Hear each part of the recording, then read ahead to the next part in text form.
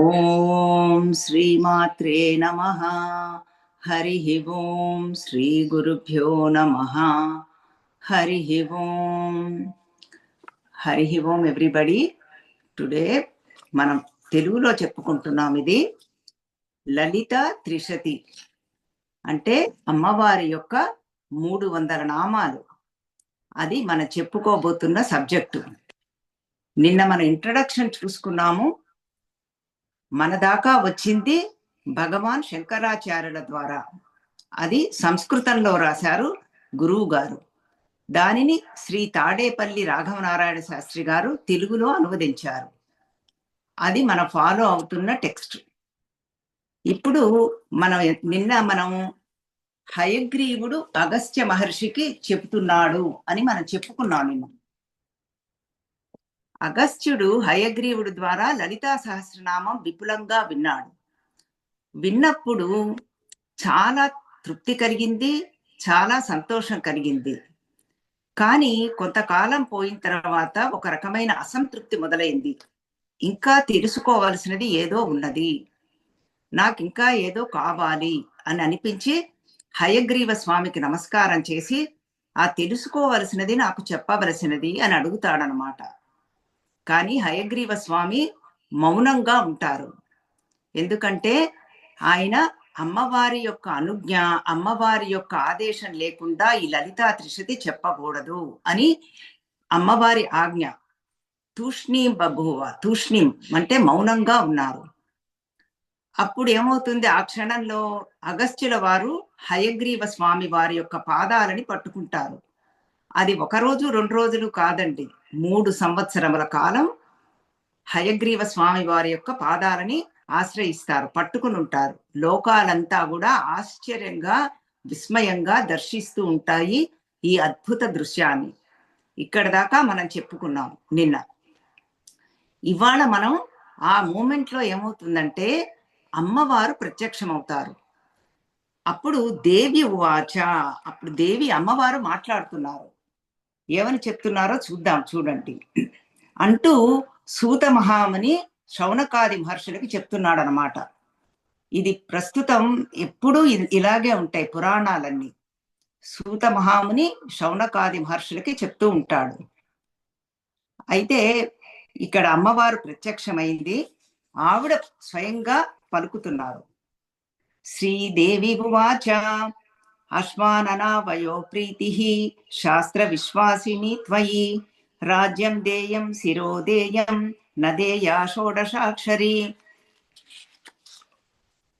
మయా కామేశ్వరేణాపి కృతా సంగోపితా భృశం మదాజ్ఞయా వచో దేవ్యాశ్చక్షుర్నామ సహస్రకం ఆవాభ్యాం కథితా ముఖ్య సర్వపూర్తికరీ స్తుతిః సర్వక్రియాణాం వైకల్య పూర్తిర్యజ్ఞపతో భవేత్ సర్వపూర్తికరం తస్మాదిదం నామకృతం మయా తద్బ్రూహి త్వమగస్త్యాయ పాత్రమేవ న సంశయః. ఇప్పుడు అమ్మవారు ఏం చెప్తున్నారంటే, అశ్వానన అంటే హయగ్రీవ, నువ్వు శాస్త్ర విశ్వాసిని, అది నీ యొక్క స్వరూపం. నీకు శాస్త్రముల యందు చాలా నమ్మకము, అతి శ్రద్ధ ఉన్నాయి. అటువంటి స్వరూపం నీది. అయితే ఈ షోడశాక్షరి, ఈ పంచదశి మహామంత్రము ఇవ్వటానికి తగిన అర్హత, యోగ్యత, పాత్రత ఉండాలి. అది అగస్త్య మహర్షికి వచ్చింది. అందుకని అగస్త్య మహర్షికి నువ్వు చెప్పవచ్చు అని అమ్మవారు ఆజ్ఞ ఇచ్చారనమాట. ఇది స్వయంగా కామేశ్వరుడు, కామేశ్వరి, మయా కామేశ్వరేణాపి, మీ ఇద్దరం కలిపి చెప్పినది ఈ లలితా త్రిశతి అని అమ్మవారు స్వయంగా చెప్తున్నారనమాట. ఇది సర్వపూర్తికరీ స్తుతి, అన్ని ఇష్టార్థ సిద్ధి అన్ని ఇచ్చే స్థుతి ఇది. సర్వక్రియాణం వైకల్యం అంటే ఏ రకమైన వైకల్యములు, ఏ రకమైన అడ్డంకులు లేకుండా అన్ని క్రియలు, అన్ని కర్మలు సఫలమవుతాయి అన్నమాట. తర్వాత ఇది పాత్రత ఉన్నదని చెప్పుకున్నాము. ఎందుకంటే 3 సంవత్సరములు నీ యొక్క పాదములు వదలకుండా అగస్త్య మహర్షి ఆశ్రయించాడు నిన్ను. అందుకని పాత్రత, యోగ్యత ఉన్నాయి. ఈ రకంగా అమ్మవారు చెబుతూ మళ్ళీ ఇంకా చెప్తున్నారు. పత్న్యస్య లోపా ముద్రాఖ్య మాముపాస్తేతి భక్తితః అయం చ నితరాం భక్త తస్మాదస్య వదస్వ తత్. అది కాకుండా అగస్త్య మహర్షి యొక్క పత్ని అయిన లోపాముద్ర నా యొక్క భక్తురాలు. అందుకనే లోపాముద్రార్చిత లలితా సహస్రనామంలో కూడా మనం చూస్తాము. అది కూడా ఒక పాత్రత, యోగ్యత. అందుకని నువ్వు తప్పకుండా అగస్త్య మహర్షికి నువ్వు చెప్పవలసినది. ఇదంతా పూర్వ పీఠిక అండి. అంటే మనం ప్లాట్ఫామ్ని తయారు చేసుకుంటున్నాం. ఈ గ్రంథం యొక్క ప్రాశస్త్యము, గొప్పతనము తెలిస్తేనే మనకి ఈ లలితా త్రిశతి మీద నమ్మకము, భక్తి, శ్రద్ధ కలుగుతాయి. అందుకని పూర్వ పీఠిక చెప్తారనమాట. తర్వాత ఉత్తర పీఠికలో ఫలం. చాలా మందికి ఫలం మీద ఇంట్రెస్ట్ ఉంటుంది, రిజల్ట్స్ ఏమొస్తుంది అని. అది చివర్లో చెప్పుకోవచ్చు. అందుకని మనం భక్తి, శ్రద్ధలు, విశ్వాసం, ఏకాగ్ర మనస్సుతో వినాలి అని ఒక బుద్ధి ఏర్పడుతుంది. అందుకనే మనం ఈ లెక్చర్ ముందర భగవన్నామ సంకీర్తనం చేద్దామండి. ఒక 5 నిమిషాల ముందర ఎవరొస్తే వాళ్ళు కరెక్ట్గా 9 కల్లా ఆపేసేటట్టుగా మీరు పాట గాని భజన గాని చేసుకుందాం. మనం మాట్లాడుతూ ఉన్నాం అనుకోండి, అసలే మన మనసు అల్లకల్లోలంగా ఉంటుంది. ఇవాళ నాకు కూడా ఈ జూమ్ అమ్మవారి పరీక్షలాగా జూమ్ లింక్ రాలేదు ఇంటర్నెట్లో. అది మన చేతుల్లో లేదు కదా. 2 నిమిషాలు లేట్ అయింది. తర్వాత ఫోన్లో వచ్చాను. గందరగోళంగా ఉంది మన జూమ్ లింక్ అంతా. అందుకని మొట్టమొదట నేను చెప్పిన మాట, కరుణ గారు అందరినీ మ్యూట్ చేయండి అని. మ్యూట్లో పెట్టేస్తే ఇంక ఎవరి మాట మనకు వినపడదు. అందుకని ఏమిటంటే మనం నామ సంకీర్తన చేసుకుందాం. పాట అయినా సరే చిన్నది, షార్ప్గా అవ్వకపోయినా షార్పులో ఆపేటట్టు, గోవింద శ్రీమాత్రే నమః అని ఆపేసేటట్టుగా ఉండాలి 9 కల్లా. అప్పుడు మనం 9 కల్లా మొదలు పెట్టుకున్నాం అనుకోండి, మనం ఎక్కువ విషయాలు కవర్ చేసుకోవచ్చు. అంతే తప్ప ఎవరిని ఏది కించపరచటము కాదు, దూషించటము కాదు. మనందరం సత్సంగంలో ఉన్నాం కాబట్టి మనందరిది ఒకే హృదయము, ఒకే మాట, ఒకే బాట. అది అని ఈ రకంగా మనం పూర్వ పీఠిక చెప్పుకుంటున్నాం. అముంచమానస్త్వత్పాదౌ వర్షత్రయమసౌ స్థితః ఏతజ్ఞాతుమతో భక్త్యా హీదమేవ నిదర్శనం చిత్త పర్యాప్తిరేతస్య నాన్యథా సంభవిష్యతి సర్వపూర్తికరం తస్మాత్ అనుజ్ఞాతో మయా వద అని చెప్పి, ఇతను 3 సంవత్సరములు నీ పాదములు వదలకుండా ఉన్నాడు. అది కూడా ఒక యోగ్యత, పాత్రత. అందుకని తప్పకుండా చెప్పవచ్చు అని చెప్పి, ఈ లలితా త్రిశతి వింటే తప్ప అగస్త్య మహర్షికి పరిపూర్ణ శాంతి లభించదు. అందుకని తప్పకుండా నువ్వు చెప్పవలసినది, ఆ పరిపూర్ణ ఆనందం కలగదు అని అమ్మవారు అనుజ్ఞ ఇచ్చారు, ఆజ్ఞ ఇచ్చారు. ఇది ఈ రకంగా అమ్మవారు చెప్పి అంతర్ధానమైపోయారన్నమాట. ఇప్పుడు హయగ్రీవ స్వామి అగస్త్య మహర్షితో చెప్తున్నాడు. హయగ్రీవ ఉవాచ అని మొదలవుతాయండి. ఉవాచ అంటే ఆయన పలికినది. దేవి ఉవాచ అన్నారు, హయగ్రీవ ఉవాచ. ఇప్పుడు కృతార్థోసి కృతార్థోసి కృతార్థోసి ఘటోద్భవ. ఆయన మొట్టమొదట చెప్పింది ఏంటంటే, ఘటోద్భవ అంటే అగస్త్య మహర్షికి నామం. ఓ అగస్త్య మహర్షి, నువ్వు చాలా కృతార్థుడవయ్యా, కృతార్థుడవయ్యా, కృతార్థుడవయ్యా అని చెప్తున్నారు 3 సార్లు. శుభం పలకం, మంచి మాటలు చక్కగా మనం 3 సార్లు చెప్తాము, శాంతి శాంతి శాంతి అని. ఆ రకంగా నువ్వు చాలా కృతార్థుడవయ్యా అని చెప్పి, పైగా నీతో సమానమైన లలితా భక్తులు ఈ ముల్లోకములలో కూడా ఎవ్వరూ లేరు. నువ్వు అంత పరాభక్తితో ఉన్నవాడివి అమ్మవారి యందు. తర్వాత నీ మూలాన నాకు అమ్మవారి యొక్క దర్శనమైంది. నేను కూడా కృతార్థుడనయ్యాను. అమ్మవారి యొక్క దర్శనం కోసము బ్రహ్మ, విష్ణు, రుద్రులు అందరూ ఎదురు చూస్తూ ఉంటారు. ఎప్పుడా ఎప్పుడా మాకు ఆ తల్లి దర్శన భాగ్యమని. నిన్ననే మనం మూక పంచశతిలో కూడా చెప్పుకున్నాము. మూక కవి కూడా అదే రాస్తాడు కదా. ఎప్పుడు చూస్తానమ్మా నీ యొక్క దివ్యమంగళ రూపాన్ని. శంకరాచార్యుల వారు కూడా సౌందర్యలహరిలో అదే రాస్తారు. ఆయనకి దర్శనం అయిందండి. ఇదంతా మన కోసం, సాధకులమైన మన కోసం వాళ్ళు అలా రాస్తారు. ఎప్పుడా అని ఎదురు చూడాలట, అమ్మ దర్శనం ఎప్పుడు కలుగుతుంది అని. అది అని చెప్పి, అందుకని నేను వక్ష్యామి, అమ్మవారి యొక్క ఆజ్ఞ అయింది, నేను నీకు చెప్తాను, దాని వలన నీకు సంతృప్తి పూర్ణత్వము కలుగుతాయి అని చెప్తున్నారు హయగ్రీవ మహర్షి గురువు. త్వత్సమో లలితా భక్తో నాస్తి నాస్తి జగత్రయే ఏనాగస్య స్వయం దేవి తవ వక్తవ్యమన్వశాత్ సచ్చిష్యేణ త్వయా చాహం దృష్టవానస్మితాం శివాం యతం తే దర్శనార్థాయ బ్రహ్మ విష్ణీశ్వర పూర్వకాః అతః పరం తే వక్ష్యామి. వక్ష్యామి అంటే చెప్తాను అని. సర్వపూర్తికరం స్తవం. ఈ స్తవం ఏంటంటే అన్నిటినీ పూర్తి చేస్తుంది. సర్వపూర్తికరం, ఏదైతే మనం మొదలు పెడతామో అన్నిటినీ పూర్తి చేస్తుంది. యస్య స్మరణ మాత్రేణ పర్యాప్తిస్తే భవేత్ హృది. ఈ స్మరణ మాత్రం చేత, స్తోత్రం యొక్క పారాయణ చేత అంత సంతృప్తి పూర్ణత్వము కలుగుతాయి అని హయగ్రీవలే చెప్తున్నారు స్వయంగా. రహస్యనామ సాహస్రాదపి గుహ్యతమం మునే ఆవశ్యకం తతోప్యేతత్ లలితాం సముపాసితాం తదహం సంప్రవిక్ష్యామి లలితాంబానుశాసనాత్ శ్రీమత్ పంచదశాక్షర్యాః కాది వర్ణాన్ క్రమాన్ మునే. ఈ లలితా త్రిశతి అనేది రహస్యమైనది.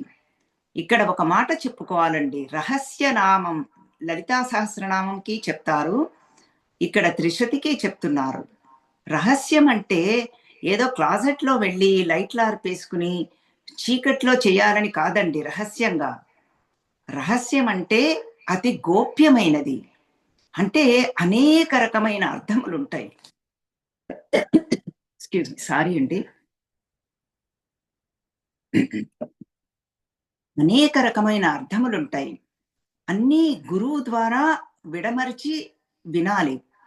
ఆ గురువు విడమర్చి చెప్పగలిగే శక్తి సామర్థ్యములు ఉంటాయి అన్నమాట. ఎందుకంటే ఆయన సాధన చేసి ఉన్నారు. అందుకని నేను అమ్మవారి యొక్క ఇప్పుడే ఈ పూజా రూమ్ లో కూర్చున్నాను. హారతి కర్పూరం అన్ని వెలిగించేసరికి ఒక రకమైన కొత్తగా ఎలర్జీ డెవలప్ అయింది. ఒక నిమిషం ఇలా వస్తుందన్నమాట. సారీ అండి. అయితే ఇప్పుడు ఈ రహస్యమైన నామాలు అమ్మవారి యొక్క అనుజ్ఞ అయింది, అందుకని నేను నీకు చెప్పగలుగుతున్నాను అని చెప్పారు. ఇందులో 15 అక్షరాలున్నాయి. ఈ 15 అక్షరాలు కూడా ఒక్కొక్క అక్షరానికి 20 నామాలు ఉన్నాయి. 15 × 20 300 నామములు. ఇవి నామములే అనుకుంటావేమో అగస్త్య, అది కాదు. ఇవి నామము ప్లస్ మంత్రము.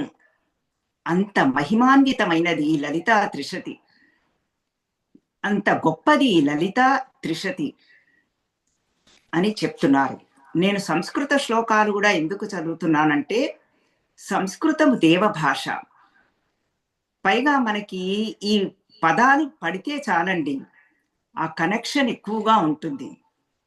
అందుకని సమ్మరీ చెప్పి మీకు శ్లోకాలు కూడా పారాయణ చేస్తున్నాను. పృథక్ వింశతి నామాని. వింశతి అంటే 20, అందుకని ఒక్కొక్క అక్షరానికి 20 నామాలు.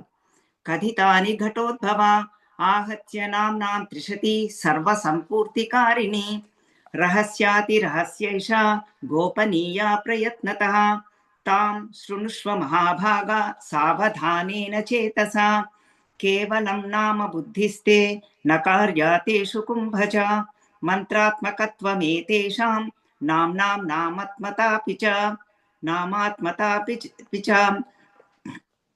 అందుకని నామబుద్ధి కాకుండా మంత్రబుద్ధి కూడా నువ్వు పెట్టుకుని ఏకాగ్ర బుద్ధితో విను ఓ అగస్త్య మహర్షి అని చెప్తున్నారన్నమాట.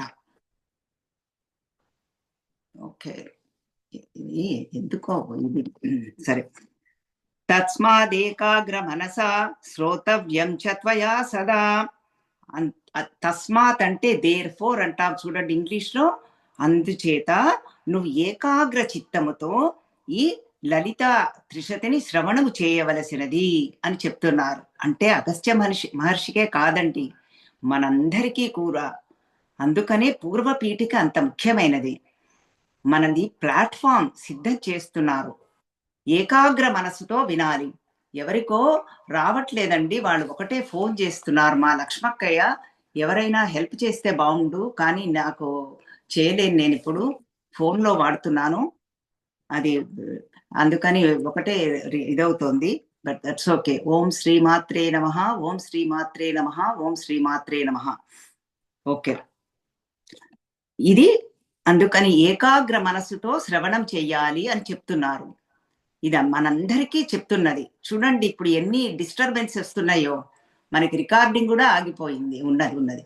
సో అందుకని ఏమవుతోంది, ఏకాగ్ర మనస్సు కావాలి, చెలించిపోకుండా ఉండాలి. ఇవన్నీ పరీక్షలు అన్నమాట, అమ్మవారు టెస్ట్ చేస్తోంది. ఈ త్రిశతి నామం మీద, ఈ త్రిశతి యొక్క ప్రవచనం చెప్పాలంటే ఎంత భక్తి, ఎంత శ్రద్ధ ఉన్నదని. ఆ ద్వితీయ రోజు ఇవాళ అది పరీక్ష అన్నమాట. ఈ పరీక్షలో అమ్మవారి యొక్క అనుగ్రహంతో నేను పాస్ అవ్వాలి. ఇది ఈ రకంగా ఏకాగ్ర చిత్తంతో మనందరం కూడా విని తరించాలి. ఇది ప్లాట్ఫామ్ రెడీ అయిపోయింది. పూర్వపీఠిక 28 శ్లోకాలు. ఇప్పుడు మనం చెప్పుకుంటున్న అసలు త్రిశతి స్తోత్రంలోకి ప్రవేశిద్దాం. త్రిశతి అంటే మనం చెప్పుకుంటూ వస్తున్నాము అమ్మవారి యొక్క 300 నామములు. అవి చెప్పుకుంటూ వెళదాము. నేను ఇప్పుడు ఏం చేస్తానంటేనండి, మొట్టమొదట ఏమిటి, కకార రూపంతో మొదలవుతాయండి. ఆ కకార రూపంతో మొదలయ్యేవి 4 శ్లోకాలున్నాయి. ఈ త్రిశతి మొత్తం 59 శ్లోకాలు. 59 శ్లోకాలు, 300 నామాలు. పంచదశి మహామంత్రం 15 అక్షరాల బీజాక్షరాలు. వాటి యొక్క విపులీకరణ అన్నమాట ఈ నామాలన్నీ. ధ్యానము అతి మధుర చాపహస్తాం అపరిమితామోద బాణ సౌభాగ్యాం అరుణాం అతిశయ కరుణాం అభినవ కుశ సుందరీం వందే. ఆ లలితా పరమేశ్వరికి నమస్కారము. ఆవిడ 2 రూపాల ధ్యానం ఇస్తున్నారండి త్రిశతిలో. ఒకటేమిటంటే ఎర్రటి ఎరుపు రంగులో ఉన్న తల్లి అరుణాం అని చెప్పి, లేకపోతే ఇంకొక రకంగా కూడా పసుపు ఎరుపు కలిసి హిరణ్యవర్ణాం హరిణీం సువర్ణ రజత స్రజాం, ఆ రకంగా కూడా అమ్మవారిని ధ్యానం చేసుకోవచ్చు. ఎర్రటి ఎరుపుగా ఉన్న తల్లి, తర్వాత బంగారు రంగులో ఉన్న తల్లి. బంగారు తల్లి కదండి అమ్మ, మనందరినీ కనిపెట్టుకుని ఉంటోంది. ఎందుకంటే మనందరం కూడా అమ్మ యొక్క సంతానం, అమ్మ యొక్క బిడ్డలం, మాతృస్వరూపం. అట్లా మీరు అనుకుంటూ ఉండాలి. తల్లి ఎప్పుడూ కనిపెట్టుకుని ఉంటుంది. తల్లి తల్లియే కదండి ఎంతైనా. అందుకని ఆవిడ ఎలా ఉందిట, అతిశయ కరుణాం, ఎంబాడిమెంట్ ఆఫ్ కంపాషన్. ఆవిడ స్వరూపమే కరుణ, దయ. ఈ ప్రపంచంలో మనకి ఏది దొరికినా, ఏది వచ్చినా అదంతా కూడా అమ్మ యొక్క కరుణే. మనం మాట్లాడగలుగుతున్నామంటే, మనం చూడగలుగుతున్నామంటే ఏదైనా కూడా అమ్మ యొక్క కరుణే. అది అందుకని కరుణ అని చెప్తున్నారు. ఇవాళ మళ్ళీ పరీక్షలాగా ఇండియా నుంచి, భారతదేశం నుంచి మా కుటుంబ సభ్యులంతా ఫోన్ చేస్తున్నారు ఈ టైంలోనే. ఎవరికి కనెక్షన్ రావటం లేదో ఏమో. ఎనీవే, ఓం శ్రీమాత్రే నమః. ఓకే, సో ఇది ఇంకొక రూపం ఏమిటంటే, ఎర్రటి స్వరూపంగా ధ్యానం చేయాలంటున్నారు కదా. ఇంకొక స్వరూపం ఏంటంటే అభినవ కుశ సుందరి, లేత ఆకుపచ్చ రంగులోటండి.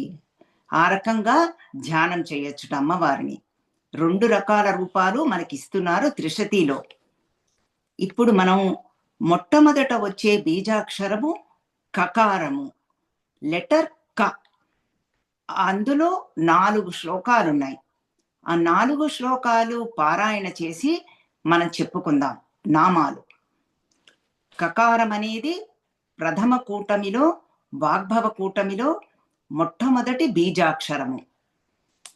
కకార రూప కళ్యాణి కళ్యాణ గుణశాలిని కళ్యాణ శైల నిలయ కమనీయ కళావతి కమలాక్షి కల్మషగ్ని కరుణామృత సాగర కదంబ కాననావాస కదంబ కుసుమ ప్రియ కందర్ప విద్య కందర్ప జనకాపాంగ వీక్షణ కర్పూర వీటి సౌరభ్య కల్లోలిత కకుప్తట కలిదోషహర కంజలోచన కమ్ర విగ్రహ కర్మాది సాక్షిణి కారయిత్రి కర్మఫలప్రద. ఇప్పుడు క అనే బీజాక్షరముతో మనకి 4 శ్లోకాలున్నాయి, 20 నామాలున్నాయి. ఇప్పుడు మీకు ఐడియా వచ్చింది కదండి, క అనే అక్షరంతోనే ఈ నామాలన్నీ ఉన్నాయి. ఆ రకంగా సాగుతుందండి ఈ లలితా త్రిశతి. దీనికి మనం నమః అని పెట్టుకుని కూడా నామావళిగా చేసుకోవచ్చు. కకార రూపాయై నమః కళ్యాణ్యై నమః కళ్యాణ గుణశాలిన్యై నమః కళ్యాణ శైల నిలయాయై నమః కమనీయాయై నమః కళావత్యై నమః. అదొక పద్ధతి నామావళి.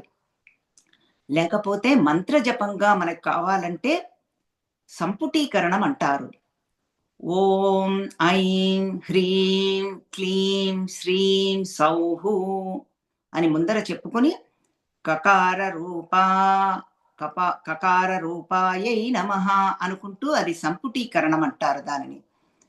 అట్లా మంత్రజపం కూడా చేసుకోవచ్చు మంత్రం ఉన్నవాళ్ళు. లేకపోతే నమః నమః అనుకుంటూ నామావళి, లేకపోతే ఈ స్తోత్ర పారాయణ చేసుకోవచ్చు. అన్నీ అమ్మవారి దగ్గరికి తీసుకెళ్లేవే. ఇప్పుడు మనం అర్థము చూసుకుందాం. అది కదా మన ప్లాను, అర్థం తెలిసిపోవాలి, మీనింగ్. కకార రూప మొట్టమొదటే ఆ రూపం, అమ్మవారి యొక్క రూపం ఏమిటి? క, ఆ రూపమే అమ్మవారిదిట, ఆ బీజాక్షర స్వరూపం అన్నమాట. క అనే దానికి చాలా అర్థాలు ఉన్నాయండి, కొన్ని మనం చెప్పుకుందాము. క అంటే పరాదేవిని సూచిస్తోంది. పరాదేవి అంటే ముఖ్యంగా ఇక్కడ చెప్తున్నది ఏంటంటే సరస్వతీ మాత. అందుకని ఈ మధ్య మాకు తెలిసిన వాళ్ళు వాళ్ళ మనవరాలకి శ్రీ క అని పేరు పెట్టారు. శ్రీ అంటే అందరికీ తెలుసు లక్ష్మీదేవి అని, క అంటే సరస్వతీ వాచకం అన్నమాట. అంటే లక్ష్మీ సరస్వతి ఆ అమ్మాయి పేరు ఒక రకంగా పాతకాల పద్ధతిలో. కానీ ఇప్పుడు శ్రీ క అని పెట్టుకున్నారు. సరస్వతి పరదేవత రూపం, పరదేవతకి సంకేతం అన్నమాట కకారము. తర్వాత హిరణ్య గర్భ రూప అంటే సృష్టి స్థితి లయ కారకుడు హిరణ్య గర్భుడు, బ్రహ్మ దేవుడు అని కూడా చెప్పుకోవచ్చు. తర్వాత జలము, జలరూప. తర్వాత శిరస్సు, ఆ శిరస్సులోనే మనకి శివకామేశ్వరులు ఇద్దరూ ఉంటారు. అది సహస్రార స్థానం, ఈ మాడు స్థానం అంటారు, బ్రహ్మరంధ్ర స్థానం, శిరస్సు స్థానం. తర్వాత సుఖము, ఈ అన్ని సుఖ స్వరూపము, ఆనంద స్వరూపము, ప్రేమాస్పద స్వరూపము. ఇవన్నీ కూడా కకారానికి అర్థాలన్నమాట. అందుకని ఇవన్నీ ఇచ్చే తల్లి కకార రూప, అది మొట్టమొదటి బీజాక్షరం క. తర్వాత కళ్యాణి, కళ్యాణి అంటే మంగళప్రదము, సుఖప్రదము, శుభప్రదము. అందుకనే పూర్వకాలంలో మనం ఏమనేవాళ్ళం, వివాహాన్ని కళ్యాణము, కళ్యాణానికి రండి అని పిలిచేవాళ్ళం. అంటే వివాహానికి కూడా శుభకరమైనది కాబట్టి కళ్యాణము అనేవాళ్ళం. అందుకని కళ్యాణము చూతమురారండి, శ్రీ సీతారాముల కళ్యాణము చూతమురారండి అని మనం చక్కగా సీతారాముల కళ్యాణం సమయంలో ఈ పాట పాడుకుంటూ ఉంటాము. కళ్యాణము, కళ్యాణ గుణశాలిని, కళ్యాణ శైల నిలయ. ఆవిడ అమ్మవారి యొక్క గుణములే కళ్యాణ గుణములు, మంగళములు, శుభములు అన్నిటితో ప్రకాశిస్తూ ఉంటుంది ఆ తల్లి. ఎక్కడెక్కడైతే మంచి మంచివి శుభకరమైనవి ఉన్నాయో అక్కడక్కడ మనకి గుర్తేమిటి? అమ్మవారు ఉంది అని గుర్తు. అందుకనే శ్రీకృష్ణ పరమాత్మ కూడా భగవద్గీతలో చెప్తాడు. యద్యద్ విభూతి మత్సత్వం శ్రీమదూర్జితమేవ వా తత్తదేవావగచ్చత్వం మమ తేజోంశ సంభవం. ఎక్కడెక్కడైతే గొప్ప కీర్తి, గొప్ప సంపద, గొప్ప ధనము, చాలా ప్రతిభావంతమైన కీర్తి ప్రతిష్టలు, జ్ఞానము, సంగీతము, సాహిత్యము, కవిత్వము ఉన్నాయో అదంతా నా యొక్క అంశ అని తెలుసుకొనుము అని చెప్తూ ఉంటాడు శ్రీకృష్ణ పరమాత్మ. అట్లాగే ఇక్కడ కూడా అమ్మవారు అన్ని కళ్యాణ గుణాలతో ఉన్నది. తర్వాత ప్రకాశిస్తూ ఉంటుంది. పైగా శైలముట, ఆ శైలములో పర్వతములో నిలయ. ఆవిడ యొక్క స్థానం ఎక్కడా? ఈ కళ్యాణ గుణములలోనే అమ్మవారు ఉంటుంది. అందుకని కళ్యాణ శైల నిలయ. ఆ తల్లి మళ్ళీ కమనీయ కళావతి. కమనీయం, రమణీయం, తెలుగు మాట అత్యద్భుతం. ఆ కమనీయ స్వరూపురాలు, రమణీయమైన స్వరూపురాలు. కళావతి అంటే కళలు అంటే విద్యా కళలు. అందుకనే మనం శివానంద లహరి మీరందరూ చాలా మంది నేర్చుకున్నారు. మన ఎవ్రీ గురువారం మన వివరణ చెప్పుకుంటూ వస్తున్నాము. కళాభ్యాం చూడాలంకృత శశికళాభ్యాం నిజ తపఃఫలాభ్యాం అని శివానంద లహరిలో మొట్టమొదటి శ్లోకమే కళాభ్యాంతో మొదలవుతుంది. అంటే వాళ్ళిద్దరూ విద్యా స్వరూపులు, జ్ఞాన స్వరూపులు. తర్వాత అనేక రకమైన కళలున్నాయి. చతుషష్ఠి ఉపచారాఢ్య చతుషష్ఠి కళామయి. 64 కళలుట లలితా సహస్రనామం. ఈవెన్ చోరం అంటే దొంగతనం కూడా ఒక కళట. అది అంత తేలిక కాదండి దొంగతనం కూడా. అందులో తర్వాత వృక్షాలని పోషించటం అన్నీ కళలే. 64 కళలు. అవన్నీ కూడా అమ్మవారు అయ్యవారి యొక్క స్వరూపం. అది కాకుండా ప్రకృతిలో సూర్య కళలు, చంద్ర కళలు, అగ్ని కళలు, శివ కళలు, విష్ణు కళలు ఇవన్నీ ఉన్నాయి అన్నమాట. ఆ స్వరూపమంతా కూడా అమ్మవారిదే. ఇది మళ్ళీ తర్వాత ఇంకా కకారంలో ఇప్పుడు 2వ శ్లోకానికి వెళుతున్నాం. కమలాక్షి కల్మషగ్ని కరుణామృత సాగర కదంబకాననావాస కదంబ కుసుమ ప్రియ. ఇప్పుడు రూపం గురించి చెప్తున్నారండి. ఈ బోధంతా ఎలా సాగుతుందంటే రూపము, తత్వము, లీల, గుణములు, మంత్రము ఈ రకంగా మనకి సాగుతుంది. నామ రూప గుణ చరిత్ర లీల అన్నీ కూడా మనకి తత్వంలోకి వెళ్ళిపోవాలి. తత్వంలోకి అట్లా సాగుతాయి ఇవన్నీ. అందుకని మళ్ళీ రూపం కమలాక్షి. కమలం అంటే పద్మము, పద్మముల వంటి అక్షములు అంటే కండులు, నేత్రములు కల తల్లి. ఈ రూపం వర్ణన ఎందుకంటే మనకి అమ్మవారి యొక్క రూపం మన ముందర ప్రత్యక్షమైపోవాలి. అట్లా ఉన్న తల్లి. కల్మషగ్ని, ఆ ఉన్న తల్లి ఏం చేస్తుందిట? పాపాలన్నీ తీసేస్తుందిట. కల్మషము అంటే పాపములు, పాపములన్నీ తీసివేస్తుంది. జ్ఞి అంటే తొలగించటం. అందుకని ఇది మనకి ఈవెన్ శ్రీకృష్ణ పరమాత్మ కూడా భగవద్గీతలో చెప్తాడు. 18వ అధ్యాయంలో 66వ శ్లోకం. సర్వధర్మాన్ పరిత్యజ్య మామేకం శరణం వ్రజ అహం త్వా సర్వ పాపేభ్యః మోక్షయిష్యామి మా శుచః. అన్ని ధర్మాలు వదిలిపెట్టి నన్ను శరణు వేడితే అన్ని పాపాలను తొలగిస్తాను. అభయం ఇస్తున్నాడు పరమాత్మ. అట్లాగే అమ్మవారు కూడా మనకి అభయదానం చేస్తున్నారు. కల్మషగ్ని, కల్మషములన్నీ తీసివేస్తుంది తల్లి. ఎందుకు ఆవిడ? కరుణామృత సాగర. ఆ కరుణ, దయ, కంపాషన్, అమృతము, సాగర. సాగరము అంటే ఎల్లలు లేనిది. అంత దయ ఆవిడికి మనందరం అంటే. అందుకనే ఈ పనులన్నీ చేస్తుందన్నమాట. మనలో ఉన్న పాపాలను తీసేస్తుంది, నెగిటివిటీస్ని తీసేస్తుంది, మేక్స్ ఎవ్రీథింగ్ పాజిటివ్.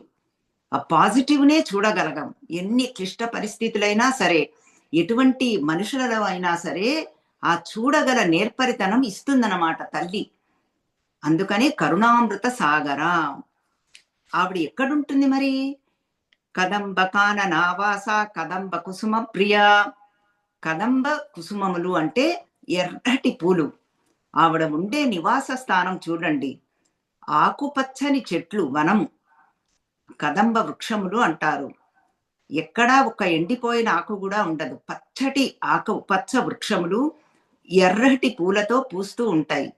అట్లా నిండిపోయిన ఆ వనములో ఆ పూల మధ్య అమ్మవారి యొక్క నివాస స్థానం అన్నమాట. ఆవిడ యొక్క రూపం చెప్పారు. ఆవిడ యొక్క అడ్రస్ చెప్పారు. ఆవిడ ఏం పని చేస్తుందో చెప్తున్నారు. ఈ రెండవ మంత్రం రెండవ శ్లోకంలో కమలాక్షి కల్మషగ్ని కరుణామృత సాగర కదంబ కాననావాస కదంబ కుసుమ ప్రియ. ఇప్పుడు మనం బిఫోర్ అండ్ ఆఫ్టర్ 2 సార్లు చదివితే శ్లోకం మనకి అర్థం తెలుసుకునే ముందర, అర్థం తెలుసుకున్న తర్వాత, బిఫోర్ అండ్ ఆఫ్టర్ అప్పుడు తాదాత్మ్య భావన ఎక్కువ వస్తుందన్నమాట. మూడవది కందర్ప విద్య కందర్ప జనకాపాంగ వీక్షణ కర్పూర వీటి సౌరభ్య కల్లోలిత కకుప్తట. ఇందులో 3 మంత్రాలున్నాయి, 3 నామాలు. కందర్ప విద్య, మళ్ళీ కమ్ అంటే చాలా అర్థాలున్నాయి, మనం కొన్ని అర్థాలు తీసుకుందాం. కందర్ప అంటే మనకి మన్మధుడు, అంటే మన్మధుడి యొక్క విద్య ఏమిటి? మన్మధుడి యొక్క బీజం క్లీన్ బీజం, అదే కామరాజ కూటమి. మన్మధుడు కామదేవత. ఈ కామములన్నీ నేతి నేతి నేతి నేతి కాదు కాదు వద్దు వద్దు అని తొలగించిన తరువాత మిగిలేదేమిటి? అమ్మవారు ఒక్కళ్ళే. అందుకని కందర్ప విద్య. మన్మధుడు కూడా అమ్మవారి యొక్క భక్తుడు అన్నమాట. తర్వాత కం అంటే బ్రహ్మ. కం దర్ప విద్య అంటే బ్రహ్మ దర్పము, అంటే ఆయన యొక్క అభిమానము అయిన విద్య, అంటే బ్రహ్మ విద్య. కందర్ప విద్య అంటే బ్రహ్మ విద్య. బ్రహ్మ విద్య అంటే ఏమిటి? మనమంటే ఏమిటో తెలిపే విద్య. మిగతా విద్యలన్నీ కూడా ప్రపంచ విషయాలు చెప్తాయి. అవన్నీ కూడా మనకి భుక్తినిస్తాయి. కావాలి, తప్పదు. డిగ్రీలు కావాలి, అవన్నీ అవసరం. ఉద్యోగం కావాలి, ఎవరు పెడతారు లేకపోతే? అందుకని ఆ విద్యలన్నీ లౌకికం. ఇది పారలౌకికం, ముక్తినిచ్చే విద్య అన్నమాట. అందుకని బ్రహ్మ విద్య, ఆత్మ విద్య అంటారు. అందుకని హూయామై ఎంక్వైరీ. రమణ మహర్షి భగవాన్ని అడిగితే నువ్వంటే ఎవరో తెలుసుకో అంటారు, ఎన్ని ప్రశ్నలు అడిగినా. అప్పటిదాకా శాంతి లేదు, సౌఖ్యము లేదు. అందుకని కందర్ప విద్య అంటే బ్రహ్మ విద్య. కందర్ప జనకాపాంగ వీక్షణ. కందర్పుడు అంటే మన్మధుడు అని చెప్పుకున్నాం కదా, ఆవిడ యొక్క దయ ఎంతో చూడండి. కందర్పుణ్ణి మళ్ళీ పుట్టించిందిట. ఎలాగా? అపాంగ వీక్షణముతో. అపాంగ వీక్షణము అంటే కడగంటి చూపు, క్రీగంటి చూపు. మనం ఇక్కడ ఈ చూపు గురించి చెప్పుకోవాలి. ఎప్పుడైనా మన గురువుల దగ్గరికి వెళ్ళినా, మహానుభావుల దగ్గరికి వెళ్ళినా మనం ఏమనుకుంటాం? అబ్బా, ఒక్కసారి ఆ మహానుభావులు మన వంక చూస్తే బాగుండు అనుకుంటాం. శ్రీ భారతీ తీర్థ స్వామి వారి దగ్గరికి వెళ్ళామనుకోండి, శృంగేరి పీఠంలో, అబ్బా ఆయన ఒక్కసారి నన్ను చూస్తే బాగుండు అనుకుంటాం. గురువు గారు స్వామి చిన్మయానంద గారు, స్వామి మన తేజోమానంద గారు, స్వరూపానంద గారు, ఎవరైనా మనం ఒక్కసారి చూస్తే బాగుండు అనుకుంటాం. అది కరుణామృత దృష్టి అన్నమాట. అదే అపాంగ వీక్షణం. వాళ్ళ యొక్క దృష్టి పారితేనండి మనలో ఉన్న వాసనలు క్షయించిపోతాయి, మనలో ఉన్న పాపములు తొలగిపోతాయి. అందుకని అపాంగ వీక్షణ. ఆ అపాంగ వీక్షణంతో ఏం జరిగిందంటే కందర్పుడు మన్మధుడు మళ్ళీ జీవనం సంపాదించుకున్నాడు. ఇక్కడ మన కథలు ఎక్కువ లేవు కానీ ఇక్కడ కథ చెప్తాను. శివపురాణంలో వస్తుంది. ఏంటంటే మన లోకాలన్నీ బాగుండాలని చెప్పి దేవతలంతా కూడా మన్మధుణ్ణి పంపిస్తారు. ఎందుకు? పరమశివుడు సతీ వియోగం తర్వాత తపస్సులోకి వెళ్ళిపోతాడు. ఆ తపస్సు నుంచి బయటికి రావాలి, పార్వతీదేవితో వివాహం జరగాలి, తారకాసుర సంహారం జరగాలి, సుబ్రహ్మణ్య స్వామి ఆవిర్భావం జరగాలి. అందుకని మన్మధుణ్ణి పంపిస్తే మన్మధుడు ఆయన యొక్క పుష్ప బాణాలు ప్రయోగిస్తాడు. అప్పుడు పరమశివుడు ఆయన యొక్క తపస్సు నుంచి విచలితుడై ఏం జరిగింది అని ఒక్కసారి కళ్ళు తెరుస్తాడనమాట. ఆ పాలనేత్రం నుంచి వచ్చిన అగ్నితో మన్మధుడు భస్మమైపోతాడు. అయితే మన్మధుడి యొక్క సతి ఎవరు? మన రతీదేవి. ఆవిడ అమ్మవారి యొక్క భక్తురాలు. కళ్యాణమైనప్పుడు అమ్మవారిని ప్రార్థిస్తుంది. అమ్మా, నా పతి వియోగం జరిగింది, నువ్వే నాకు పతిభిక్ష పెట్టాలి అంటే అమ్మవారి యొక్క ఆ కడగంటి చూపుతో మళ్ళీ జీవింపచేస్తుందన్నమాట మన్మధుడిని. అందుకని అయితే ఒక కండిషన్ పెడుతుంది అమ్మవారు. ఈ మన్మధుడు ఇప్పుడు ఎవ్వరికీ కనబడడు. అందుకనే కామదేవుడు మన ఎవ్వరికీ కనబడడు. కోరికలు కనబడవు, కానీ ఉంటాయి. ఒక్క నీకే కనిపిస్తాడు రతీదేవి అని అమ్మవారి అభయదానం ఇచ్చి అనుజ్ఞ ఇచ్చి ఆశీర్వదిస్తుందన్నమాట. అందుకని ఆ కడగంటి చూపుతో మన్మధుణ్ణి బతికించింది. మళ్ళీ ఈ మన్మధుడే మనకి భాగవతంలో వస్తుంది. కృష్ణ రుక్మిణీ కృష్ణుల యొక్క సంతానం ప్రద్యుమ్నుడు. అక్కడ మంచి ఒక కథ కూడా ఉంటుంది భాగవతంలో, ప్రద్యుమ్నుడు అనమాట. ఇది మళ్ళీ కర్పూర వీటి సౌరభ్య కల్లోలిత కకుప్తట, ఇదంతా ఒకటే నామం అండి. అమ్మవారి యొక్క తాంబూల సేవ. ఇది ఒక మన 16 స్టెప్ల పూజలో ఇది ఒకటి, తాంబూల సేవనం. అమ్మవారి యొక్క తాంబూలంలో వచ్చే ఆ దివ్య పరిమళములన్నీ 10 దిక్కులా వ్యాపిస్తున్నాయిట. ఆ దివ్య పరిమళములన్నీ, ఆ సౌరభ్యము. కల్లోలిత అంటే తరంగాలు, కకుప్తట అంటే దిక్కులంతా వ్యాపిస్తున్నాయి. ఇదే మనకి లలితా సహస్రనామంలో కూడా వస్తుంది. కర్పూర వీటి కామోద సమాకర్ష దిగంతర. ఈ రకంగా కందర్ప విద్య కందర్ప జన కాపాంగ వీక్షణ కర్పూర వీటి సౌరభ్య కల్లోలిత కకుప్తట. ఇది 3వ శ్లోకము. ఇందులో 12 నుంచి 14 మంత్రములు నామములు అయినాయి. ఇప్పుడు మనకి నెక్స్ట్ 4th శ్లోకం. కలిదోషహర కంజలోచనా కమ్ర విగ్రహ కర్మాది సాక్షిణి కారయిత్రి కర్మ ఫలప్రద. కలిదోషహర. కలి యొక్క ప్రభావం ఏమిటంటే ఇది కూడా మళ్ళీ భాగవతంలో వస్తుంది. కలిపురుషుడు ఎంటర్ అవ్వటం, పరీక్షిత్తు మహారాజు అక్కడ విపులంగా మనం చెప్పుకున్నాము. కలిలో చేసే పని ఏమిటంటేనండి, విడగొట్టుతాడనమాట. ఎప్పుడు ఈ కలిపురుషుడు కలిపే తత్వం కాదు. 10 మంది కలిస్తే పోట్లాడుకోవాలి, 10 మంది కలిస్తే విడిపోవాలి. ఆ విడగొట్టే తత్వమే మనకి ఈ కలి చేసే పని. అటువంటి తత్వాన్నంతా హరింపచేస్తుంది. అందుకని కలి కల్మషనాశిని లలితా సహస్రనామం. అవన్నీ పోగొడుతుందన్నమాట తల్లి. అన్నిటినీ కలుపుకునే తత్వాన్ని డెవలప్ చేస్తుంది, విడగొట్టే విభజన కాకుండా. కంజలోచన మళ్ళీ రూపం అంటే పద్మముల వంటి నేత్రములు కలది.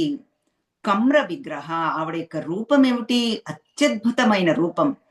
కమ్ర అంటే అతి మనోహరం, అత్యద్భుతము, అతి సుందరమైన రూపం. విగ్రహ అంటే రూపం.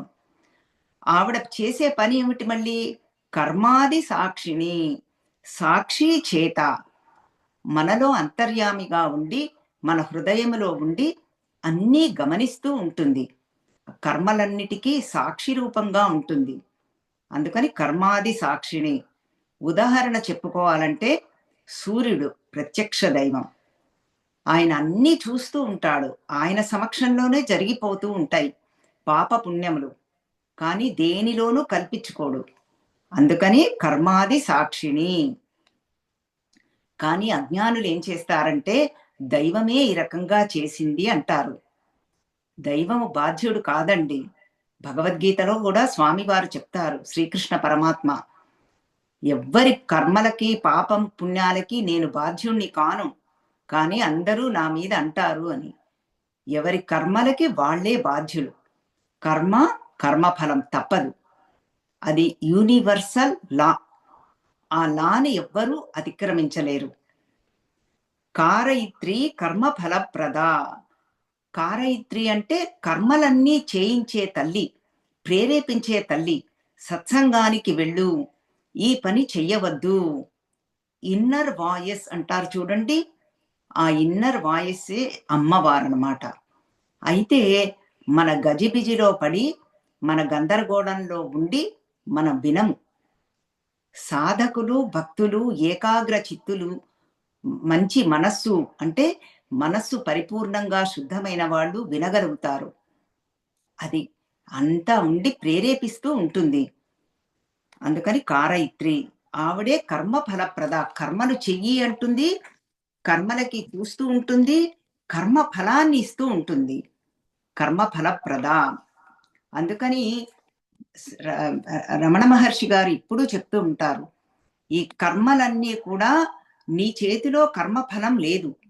నువ్వు చెయ్యటం వరకే. కర్మఫలం ఇచ్చేది అమ్మవారే, దేవత అంతే. అందుకనే కర్మణ్యేవాధికారస్తే మా ఫలేషు కదాచన మా కర్మ ఫల హేతుర్భూః మాతే సంగోస్త్వ కర్మణి. చాలా ఫేమస్ శ్లోకం. మనకి కర్మలు చేయటానికే అధికారం, కానీ కర్మఫలం మీద మనకు అధికారం లేదు. అందుకనే రమణ మహర్షి గారు ఏమంటారు, నీకు ఏది దక్కాలో అది దక్కుతుంది. నీది ఏకి దక్కదో నువ్వు అరిచి గీబట్టినా రాదది.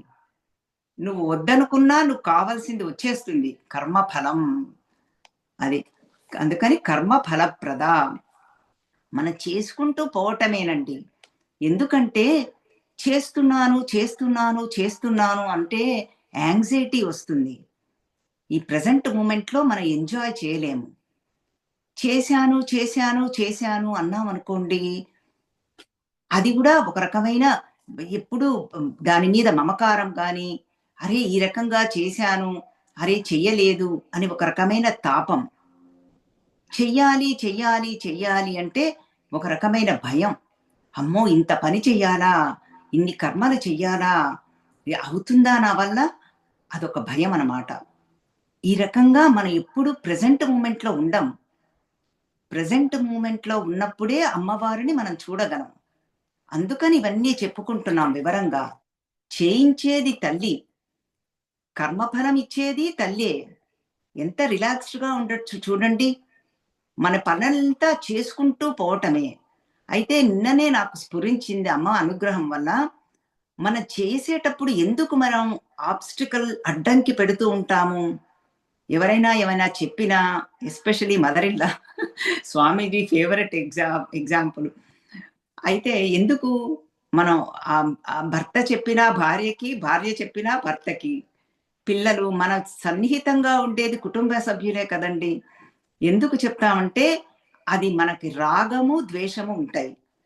రాగం అంటే ఈ పని మీద కోరిక, ఇది నాకు వద్దు, ఇది చేయాలనిపించదనమాట.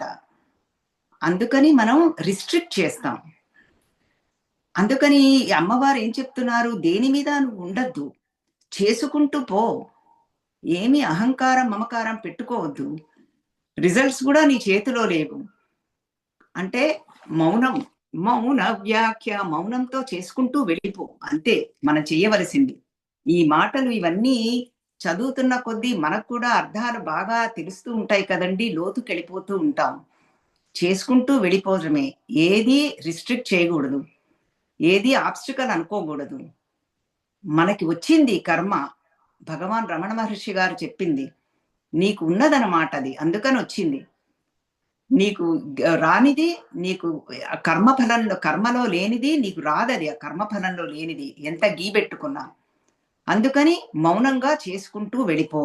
అప్పుడు భయం ఉండదు, ఆదుర్దా ఉండదు, రిగ్రెట్స్ ఉండవు. అది చెప్తున్నారు. వీటి వల్ల అర్థాలు ఇవన్నమాట. ఇన్ని అర్థాలున్నాయి. విపులంగా చెప్పుకుంటూ పోతే సంవత్సరం చెప్పుకోవచ్చు. ఈ త్రిశతి నామాలు. తర్వాత ఇక్కడతో మనకి ఈ 4 శ్లోకాలు అయిపోయినాయండి. కా రూపంతో మనం ఇట్లా 1, 2 శ్లోకాలు బాగా ఇలా చెప్పుకున్నాం అనుకోండి, ఏమవుతుందంటే మీకు బీజాక్షరం ఏమిటి చక్కగా తెలుస్తుందనమాట. కకార రూప కళ్యాణి, కళ్యాణ గుణశాలిని అన్నీ కకారంతో మొదలవుతున్నాయి. కళ్యాణ శైల నిలయ, నేనక్కడ పాస్ చేస్తున్నాను. ఆ నామం మీకు తెలుస్తూ ఉంటుంది. కళ్యాణ శైల నిలయ, కమనీయ, కళావతి, కమలాక్షి, కల్మషగ్ని, కరుణామృత సాగర, కదంబ కాననావాస, కదంబ కుసుమ ప్రియ, కందర్ప విద్య, కందర్ప జన కాపాంగ వీక్షణ, కర్పూర వీటి సౌరభ్య కల్లోలిత కకుప్తట, కలిదోషహర, కంజలోచన, కమ్ర విగ్రహ, కర్మాది సాక్షిణి, కారైత్రి కర్మఫలప్రద. ఇక్కడతో 20 నామాలు అయిపోయినాయి, 4 శ్లోకాలు అయినాయి. కకారము అనే బీజాక్షరము ప్రథమ కూటమిలో మనం ముగించుకున్నాం.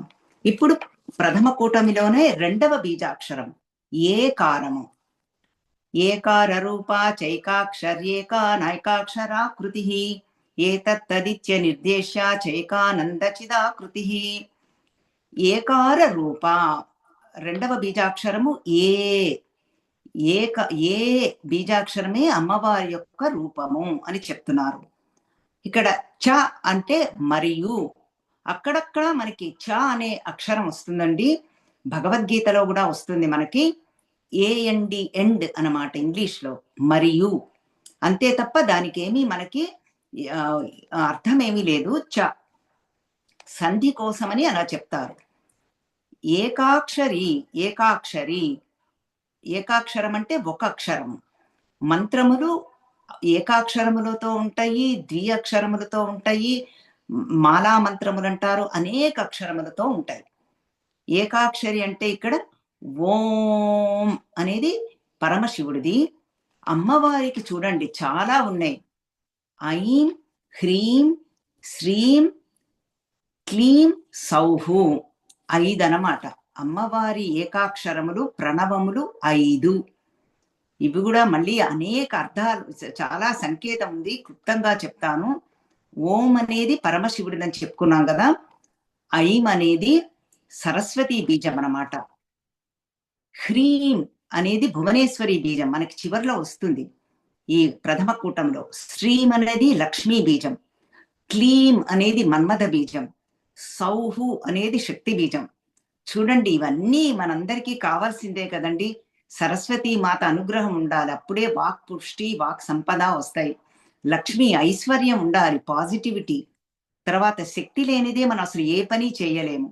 పిల్లల్ని ఆశీర్వదించాలన్నా, మనవళ్ళని మనవరాళ్ళని ఆశీర్వదించాలన్నా, ఇలా చెయ్యెత్తాలంటే శక్తి ఉండవలసిందే. సో ఈ రకంగా అవి అమ్మవారి యొక్క ఏకాక్షరి ప్రణవములు అన్నమాట. ఏక అనేకాక్షరాకృతి. మళ్ళీ మనలాంటి వాళ్ళ కోసం అమ్మవారంటే ఒక అక్షరమేనా అని మనకి సందేహం వస్తుంది. ఇలా ప్రశ్న అడిగేవాళ్ళు కూడా ఉంటారు స్వామీజీలని. అది కాదు అయ్యా అని చెప్తున్నారు హయగ్రీవ స్వామి అగస్త్య మహర్షికి. ఏమి చెప్తున్నారు? ఏక అనేక అక్షరాకృతి. ఏకక్షరము అమ్మవారే, అనేక అక్షరాలు కూడా అమ్మవారే. పంచదశి ప్రకారంగా చెప్పుకుందాం. కా ఏ ఇలా ఉన్నాయి కదా, ఏకాక్షరము అమ్మవారే. ఇంకా వేరే అక్షరాలు ఉన్నాయి, సకారము, ఇలా ఆ అక్షరాలు కూడా అమ్మవారే. ఒక్క ఏకాక్షరమే కాదు, ఇంకా అనేక అక్షరాలు ఉన్నాయి, మిగతా 13 అక్షరాలు, అవి కూడా అమ్మవారే స్వరూపమే. తర్వాత మనకి అకారాది క్షకారాంతము అమ్మవారి స్వరూపమే. అందుకని అక్షరములు, లెటర్స్ అన్ని అమ్మవారే. లలితా సహస్రనామం మాతృకా వర్ణ రూపిణి. ఆ మాతృకలు అంటే అక్షరములు, అక్షరములే అమ్మవారి స్వరూపములు. తర్వాత అక్షరము అంటే మనకి క్షరము కానిది, నశించనిది. అందుకని శ్రీకృష్ణ పరమాత్మ భగవద్గీత 8వ అధ్యాయం పేరే అక్షర పరబ్రహ్మ యోగము. నశించని తత్వం అమ్మవారిది. నశించని తత్వం గురించి చెప్పే యోగమే అక్షర పరబ్రహ్మ యోగము. 8వ అధ్యాయం భగవద్గీత. ఈ రకంగా ఏకానేకాక్షరాకృతి, అమ్మవారి ఆకృతి ఇదంతా, ఆవిడ యొక్క రూపం చెప్పుకుంటున్నాము. అక్షరాలే అమ్మ యొక్క స్వరూపం, వాక్కుయే అమ్మవారి యొక్క స్వరూపం. అందుకనే అక్షరాలు చక్కగా పలకాలి, తర్వాత వాక్కుని స్పష్టంగా చెప్పాలి, మంచి మాటలే మాట్లాడాలి. ఎందుకంటే మన పెద్దవాళ్ళు అంటూ ఉండేవాళ్ళు కదండి, తథాస్తు దేవతలు ఉంటారు అని. మనకి కనిపడకుండా ఉంటారు, అగుగాక అగుగాక అని ఆశీర్వదిస్తూ ఉంటారన్నమాట. అందుకని మంచియే పలకాలి, మంచియే మాట్లాడాలి, మంచియే చూడాలి. తప్పదు, ప్రపంచంలో యూనివర్స్ అంటే మంచి చెడు కలయిక. అందులో మనకి ఎవ్వరూ చెప్పరు, ఎందుకంటే ఘోరము అఘోరము రెండూ పరమాత్మ స్వరూపమే కదా. అది రుద్రనమకాల్లో వస్తుంది, ఘోరేభ్యోద ఘోరేభ్య, రెండూ పరమాత్మ స్వరూపమే. సో ఈ రకంగా అయినాక ఇప్పుడు 12 ఇది 5వ శ్లోకము మనకి 21 నుంచి 25 నామాలు ఇందులో మనం కవర్ చేస్తున్నాం. ఏతత్తదిత్య నిర్దేశ్య చ ఏకానందచిదాకృతి. ఏతత్ తత్ అని ఇవన్నీ వాడే మనకి టెక్నికల్ టర్మ్స్. ఏతత్ అంటే ఇది, దిస్, ఇది అని మనకి డైరెక్ట్ గా ఉంటే ఇది అని చెప్తాం కదండి, చూపిస్తాం. ఏతత్ తత్ అంటే పరోక్షం, దూరంగా ఉన్నది. ఏతత్ తత్ అనిర్దేశ్య, ఇది అది అని చెప్పలేము. అంటే ఇంద్రియ గోచరము కానిది, అంటే అపరోక్షానుభూతి. పరోక్షము కాదు, ప్రత్యక్షము కాదు. ఇది అని చెప్పలేము, ఎక్కడో ఉన్నది అని చెప్పలేము. ఎందుకంటే అంతటా ఉన్నది. అంటే మనం అనుభూతి ఇది. ఆ అనుభూతి ఎటువంటిది? ఏకానంద చిదాకృతి, సత్య జ్ఞాన ఆనంద ఆకృతి అమ్మవారిది. ఆనంద స్వరూపమే అమ్మవారిది. అది అనుభూతియే. ఆనందము మాటల్లో చెప్పలేము. ఎంత చెప్పినా అది తక్కువే అన్నమాట. అమ్మవారి స్వరూపం జ్ఞాన స్వరూపం. అమ్మవారి స్వరూపం ప్రకాశ స్వరూపం. అమ్మవారి స్వరూపం ఎప్పుడూ ఉండే తత్వం. అమ్మవారి స్వరూపం ఆనంద స్వరూపం. అందుకని మనం ఇవన్నీ వింటూ ఉంటూ శ్రవణం చేస్తూ ఉండగా, మననం చేస్తూ ఉంటే ఒక్క నామాన్ని పట్టుకున్నా చాలండి, ఒక్క శ్లోకాన్ని పట్టుకున్నా చాలు, మనం ఆ తత్వంలోకి వెళ్ళిపోతాం. అమ్మవారిలో ఐక్యం చెందుదాం అన్నమాట. దానికి భక్తి, తర్వాత శ్రద్ధ, ఏకాగ్రత కావాలి, విశ్వాసం ఉండాలి. అమ్మ నన్ను తీసుకువెళుతుంది, ఐక్యం చేసుకుంటుంది. అది జీవ బ్రహ్మ ఐక్యము అంటారు వేదాంత పరిభాషలో. అందుకని ఏకార రూప ఏకాక్షరి ఏకానేకాక్షరాకృతి ఏతత్ నిత్య నిర్దేశ చ ఏకానంద చిదాకృతి. అమ్మవారి యొక్క రూపం చెప్పారు. ఇప్పుడు 6వ శ్లోకం. ఏవమిత్యాగమాబోధ్య చైక భక్తి మదర్చిత ఏకాగ్రచిత్త నిర్ధ్యాత చైషణారహిత ధృత. అమ్మవారు ఈ రకంగా ఉంటుంది అని చెప్పి ఆగమములు నిగమములు అని ఉన్నాయి మనకి. వేదములు కూడా అమ్మవారిని ఇది అని నిర్దేశించి చెప్పలేవుట. అందుకని లలితా సహస్రనామం శృతి సీమంత సింధూరీకృత పాదాబ్జ ధూళిక. ఆ వేదమాతలందరూ కూడా అమ్మవారి దగ్గరకు వచ్చి, అమ్మా మేము మిమ్మల్ని వర్ణించలేకపోతున్నాము తల్లి లలితా పరమేశ్వరి, అందుకని మా యొక్క నమస్కారములు స్వీకరించు తల్లి అని అమ్మవారి యొక్క పాదాభివందనం చేశారట. అప్పుడు అమ్మవారి యొక్క ఆ పాద ఇది ఉంటుంది చూడండి, లత్తుక, ఆ పారాణి వాళ్ళ యొక్క ఈ సీమంతం అంటే పాపడికి అంది వాళ్ళ యొక్క కుంకుమలాగా ఏర్పడిందిట. శృతి సీమంతము, సీమంతము అంటే పాపడి, శృతి అంటే వేదములు. ఆ వేదమాతలకి పాపడి పిందగా అయిపోయిందిట అమ్మవారి యొక్క పాద ధూళి, పాద పారాణి. అది ఎర్రటి ఎరుపుతో ఉన్నదనమాట. అందుకని వేదములు కూడా ఇది అని అమ్మవారిని వర్ణించలేకపోతున్నాయి. అదే మనోవాచామగోచర, మనస్సుతో మనం ఇది అని కరెక్ట్ గా అనుభవించలేము. మనస్సు ఎప్పుడు ఆసలేషన్, సంకల్ప వికల్పాత్మకం, నిశ్చయంగా ఉండదు. వాక్కుతో చెప్పలేము. అందుకనే స్వరూపం అండి, మన స్వరూపం ఇది, మనమే అది. అమ్మే మనము, మనమే అమ్మ. ఆ తెలుసుకోవటమే మనిషి జన్మ యొక్క సార్థకత అది. అందుకని ఎవ్వరూ చెప్పలేరు. నాకు తెలిసిపోయింది అంటే తెలియనట్టే లెక్క, వాడు కూడా అవిద్య ఉన్నవాడే. ఇది ఈశావాస్యోపనిషత్తులో ఈ ఎనలైజేషన్ చాలా ఈ విచారణ బాగా జరుగుతుందన్నమాట. తెలుసు అంటే అవిద్యలో ఉన్నట్టే, తెలియదు అన్నా అవిద్యలో ఉన్నట్టే. అందుకని మన స్వరూపం అది. అందుకని ఏవమిత్యాగమాబోధ్య చ ఏకభక్తి మదర్చిత, ఏకభక్తితో ఉండాలి. ఏకభక్తి అంటే ఏమిటి? పరాభక్తి, అనన్య భక్తి. అంటే అన్య విషయముల జోలికి వెళ్లకుండా ఏక భక్తితో అమ్మవారిని అర్చించాలన్నమాట. అమ్మా నువ్వే నాకు కావాలి. అమ్మా నువ్వే నాకు శరణ్యం. అది. ఇవన్నీ మన స్థూలంగా పనిచేస్తూ ఉన్నా కూడా సూక్ష్మంగా అంటే శ్వాస ఎలా జరిగిపోతూ ఉంటుందో బ్రీతింగ్ ఆ రకంగా అమ్మ యొక్క స్మరణ జరిగిపోతూ ఉండాలి. ఇది బిగినింగ్ లెవెల్‌లో జరగదండి. స్లోగా మనం వదలపెట్టకుండా వింటూ ఉండగా అది జరుగుతుంది. మహానుభావులకి జరిగింది, మనకి జరుగుతుంది. శ్వాసతో ఐక్యం. అదే అజపా జపం. అది అజపా జపం అంటారు. అది మనం అమ్మవారి యొక్క స్మరణ జరిగిపోతూ ఉంటుంది. మనం మాట్లాడుతూ ఉంటాము. పనులు జరుగుతూ ఉంటాయి. అది చెప్తున్నారు. అది ఏకభక్తి. ఏకభక్త్ మత్ అర్చిత. ఏకభక్తి మత్ అర్చిత. ఆ ఏకభక్తితో అనన్య భక్తితో కూడి అర్చించాలి అని చెప్తున్నారు. ఏకాగ్ర చిత్త నిర్ధ్యాత. ఇప్పుడు ఏకాగ్ర చిత్తముతో మనం అమ్మవారిని పొందాలి. అంటే ఏకాగ్రము అంటే అమ్మ ఒక్కళ్ళే మనకి ఆలంబనము. అమ్మ ఒక్కతే అగ్రము. ముందర ఉన్నది ఆవిడే. ఆవిడనే ధ్యానించాలి. ధ్యానించతగినది.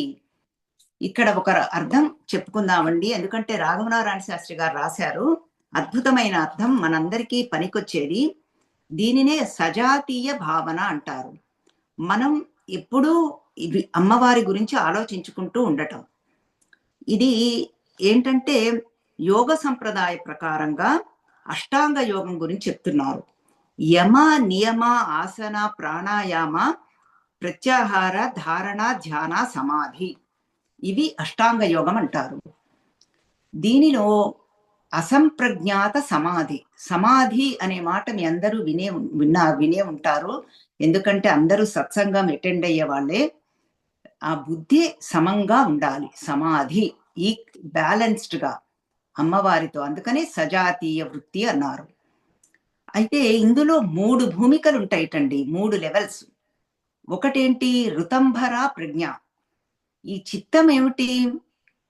అటు ఇటు వెళ్ళిపోతూ ఉంటుంది మనస్సు. ప్రపంచ విషయాలు ఆలోచిస్తూ ఉంటుంది. జరిగినవి, జరగబోయేవి అన్నీ. అప్పుడు దాన్ని తీసుకొచ్చి ఆత్మ యందు పెట్టాలి. మనలో ఉన్న అమ్మవారి యందు పెట్టాలి. అది ఋతంభర.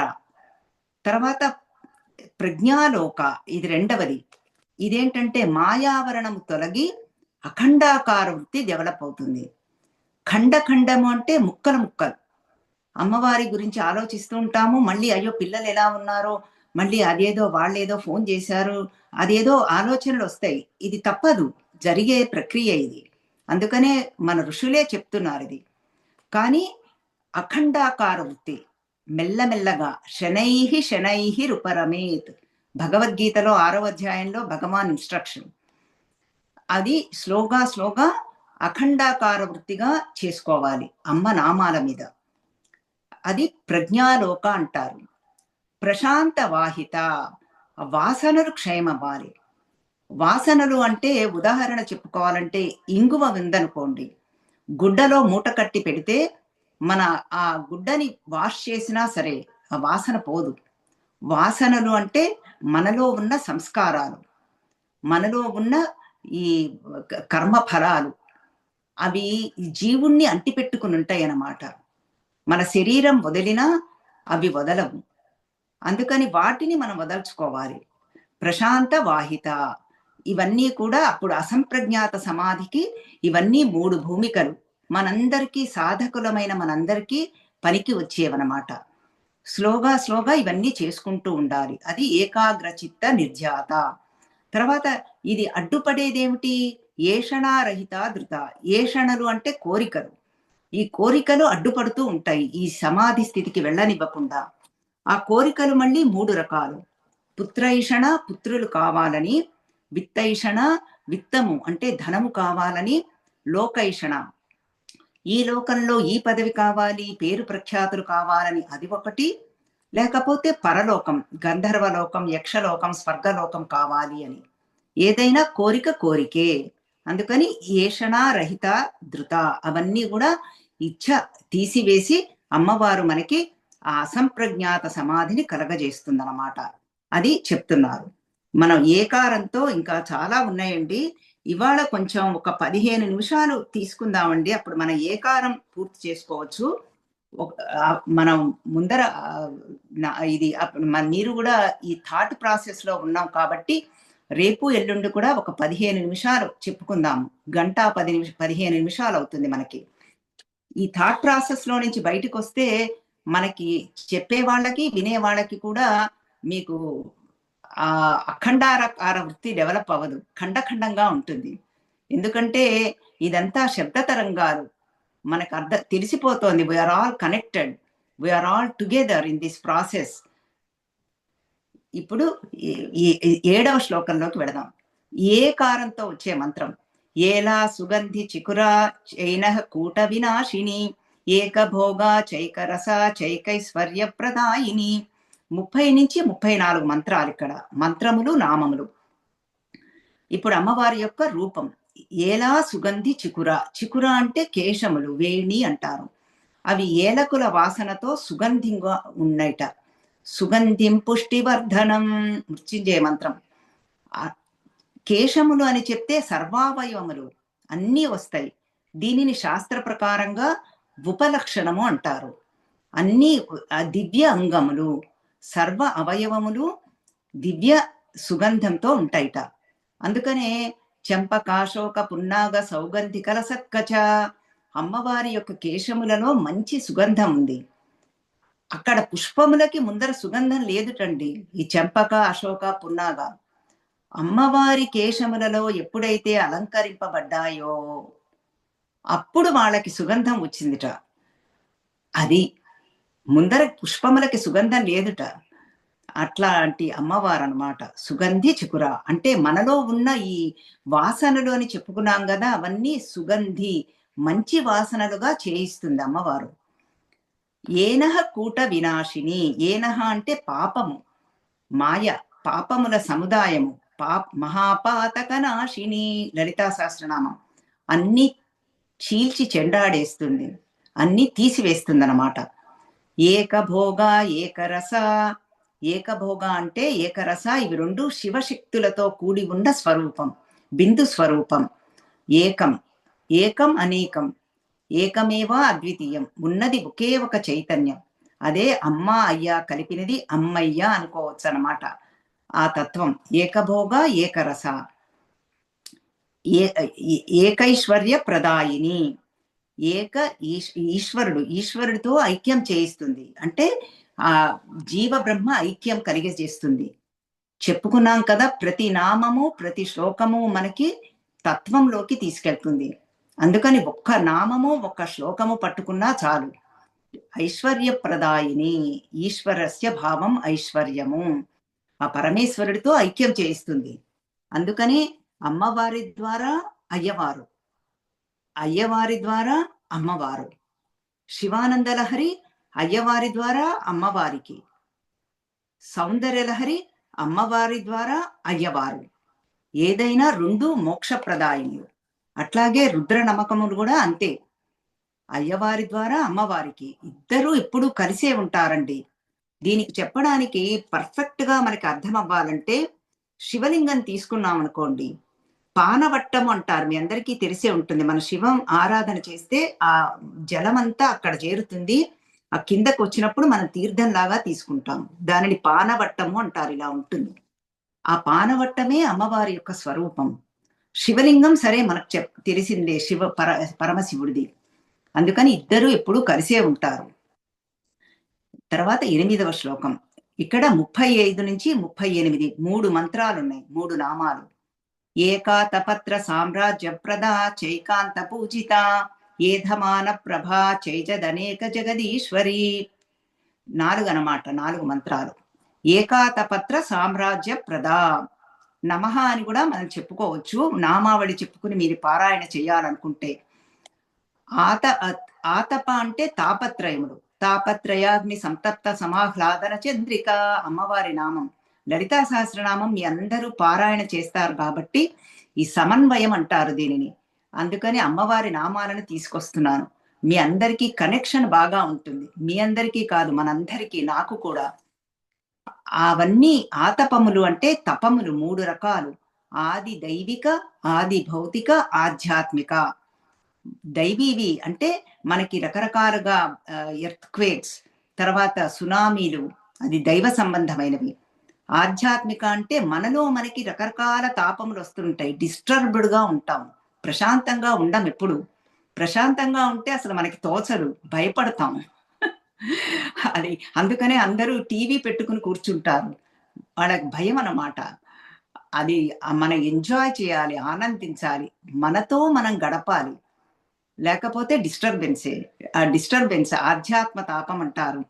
తర్వాత ఆది భౌతిక అంటే చుట్టూ ఉన్న కుక్కలు, నక్కలు వాటితోది. లేతే ఎప్పుడు సౌండ్ పొల్యూషన్. బుయ్, బుయ్, బుయ్ అని హారన్‌లు. ఈ రకంగా ఇవన్నీ చుట్టూ ఉండేవి. 3 తాపాలు ప్రతి మనిషికి బాధించేవి.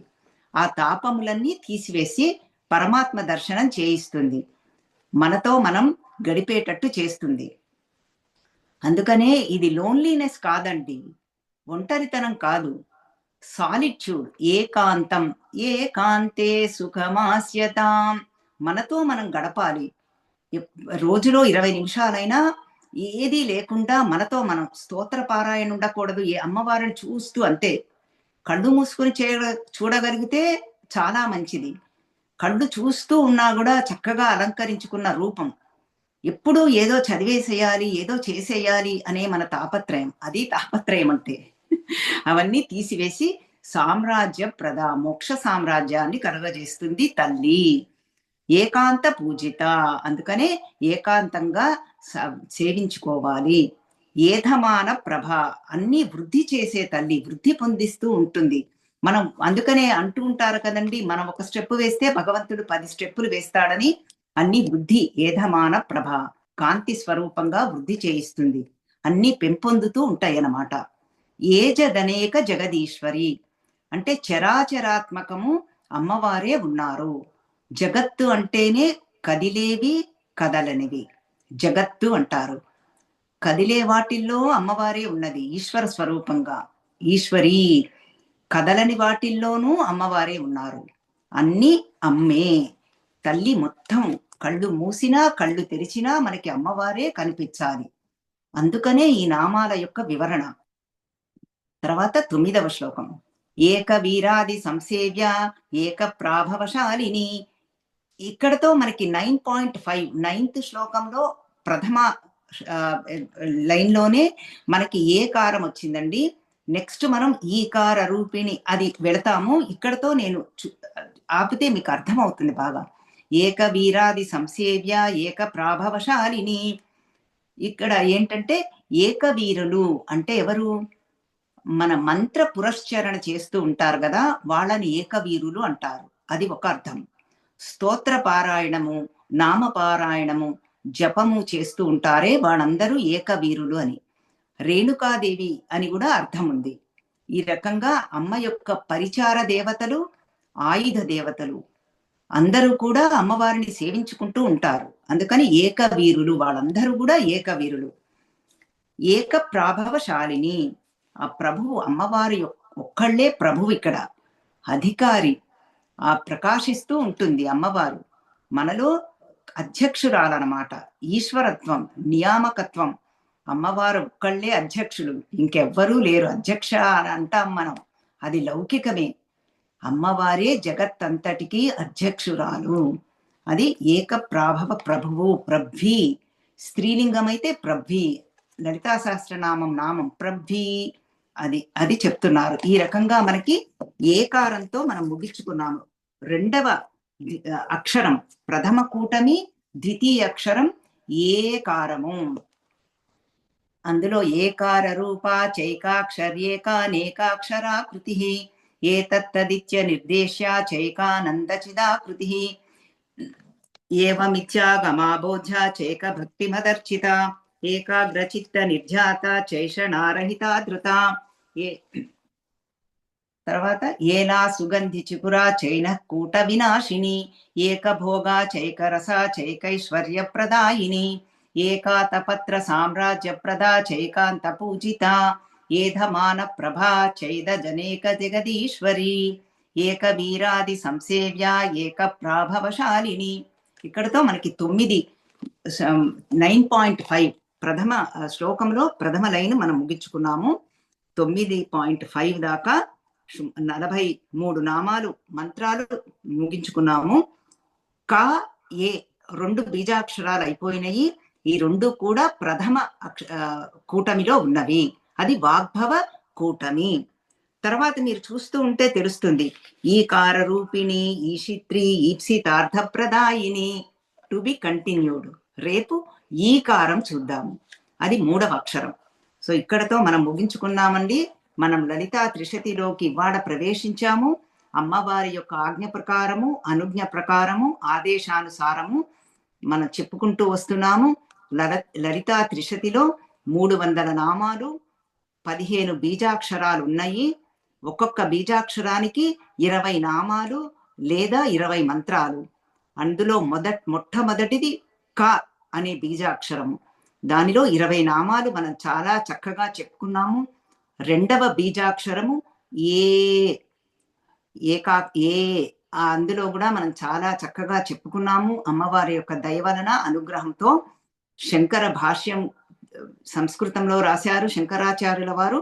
దానికి తెలుగు అనువాదం బ్రహ్మశ్రీ రాఘవ నారాయణ శాస్త్రి గారు, చందోలు శాస్త్రి గారు అని అంటారు. స్వామి చిన్మయానంద గారికి కూడా నా నమస్కారం చెప్పుకుంటూ, గురుతుల్యులు గురువర్యులు, ఓం శ్రీమాత్రే నమః. హరి ఓం. శ్రీ గురుభ్యో నమః. హరి ఓం ఎవ్రీబడి.